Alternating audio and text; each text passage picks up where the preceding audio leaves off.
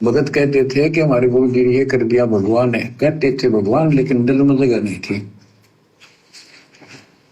दूसरे कहते थे भगवान, लेकिन दिल में जगह नहीं थी। जब 650 साल पहले परमात्मा की भक्ति से ऐसे ऐसे चमत्कार हो रहे थे, तो भगत ढिंढोरा पीटा करते थे कि हमारे कबीर जी भगवान, हमारे गुरु जी भगवान, क्योंकि गुरु रूप में आए हुए थे। हमारे गुरु जी परमात्मा है, हमारे गुरु जी भगवान है।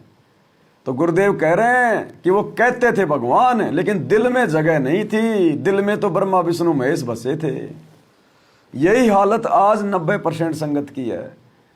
सुख होते हुए थोड़े बहुत जो फायदे हो रहे हैं संगत को, कह रहे हैं कि हमारे गुरु जी भगवान, सतगुरु रामपाल जी भगवान की जय, जयकारे लगाते हैं, लेकिन दिल में जगह किसी के नहीं है। दिल में तो वो दाढ़ी मूछ वाली नकली कबीर की फोटो बसी हुई है। तो वो की वो स्थिति आज है वर्तमान में संगत में। वो की वो केवल चंद आत्माएं परमात्मा ने छांट के रखी हैं साइड में, जिन्होंने अपने दिल से गुरु को परमात्मा माना है, सत्सेवकों को। आगे भी लोग कहते थे, भगत कहते थे कि हमारे गुरु जी ने ये कर दिया भगवान है, कहते थे भगवान, लेकिन दिल में जगह नहीं थी। दूसरे जगत के लोग कह देते थे चाहे भगवान है, ये तो शूद्र है, अनपढ़ है, वेद ग्रंथ भी ना जानता, वेद के शास्त्रों के बारे में कुछ ज्ञान नहीं इसको, ऐसा ही भगवान है, इसे निर्धनता में क्यों टाइम पास कर रहे हैं, अपना महल एक सेकंड में बना सकता, भगवान तो धन भर दे।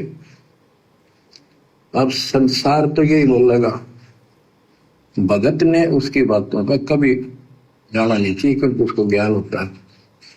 परमात्मा कहते हैं संसार तो यही कहेगा जब तुम भक्ति पे लगोगे, क्योंकि जगत का और भगत का 36 का आंकड़ा होता है। विचारों को लेकर, समाज की मर्यादाओं को लेकर, परंपराओं को लेकर, खाने पीने को लेकर, उठने बैठने को लेकर, हार व्यवहार को लेकर, जगत का और भगत का 36 का आंकड़ा हो जाता है यदि कोई भगत वास्तव में बन जाता है तो। और उसके बाद वो उल्टी सीधी बातें करेगा, तुम उसको भक्ति की बात बताओगे, उसको पसंद नहीं आएगी। तुम कहोगे हमारे गुरुजी परमात्मा है, भगवान है, इनसे नाम उपदेश ले लो, अपना आत्मा का कल्याण करवा लो, उनके ये बातें नहीं जमेंगी। वो उल्टा तुम्हारा विरोध करेंगे, काल प्रेरणा से तुम्हारे को भक्ति से हो सकता है दूर करने का प्रयास करें कि काहे का भगवान है तुम्हारा गुरुजी, इतना ही बड़ा भगवान है तो जेल में क्यों बैठा है? भगवान तो एक सेकंड में जेल तोड़ के आ जाए। हमारे श्री कृष्ण जी पैदा होते ही 7 ताले तोड़ के आ गए। पता नहीं क्या क्या बातें करेंगे बिना सिर पैर की, वो आबाई। तो गुरुदेव कह रहे हैं जगत तो यही बातें करेगा, लेकिन भगत ने कभी भी जगत की बातों में नहीं आना चाहिए, क्योंकि वर्तमान में हमारी परीक्षा चल रही है। परमात्मा हमारी दृढ़ता की परीक्षा ले रहे हैं, हमारे विश्वास की परीक्षा ले रहे हैं। हमने लोगों की इस प्रकार की भ्रमित बातें सुन के, क्योंकि उनको ज्ञान नहीं है, वो कुछ भी कह सकते हैं। दूसरा, वे उपदेशी नहीं है, इसलिए काल प्रेरणा है उनके साथ में। इसलिए हमने उनकी किसी भी बातों का बुरा भी नहीं मानना चाहिए, और उनकी बातों में आके हमने अपने धर्म कर्म को नष्ट भी नहीं करना चाहिए।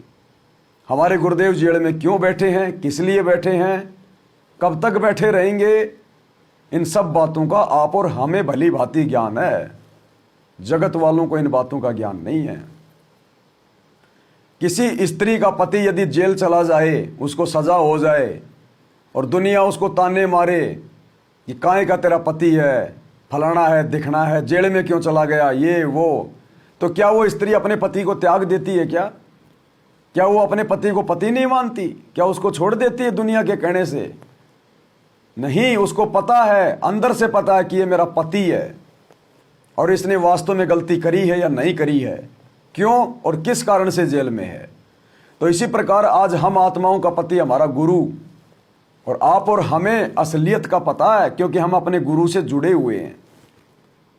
ये हमारी परीक्षा चल रही है। परमात्मा संगत में छटनी कर रहा है, और छटनी भगवान इसी प्रकार से करता है।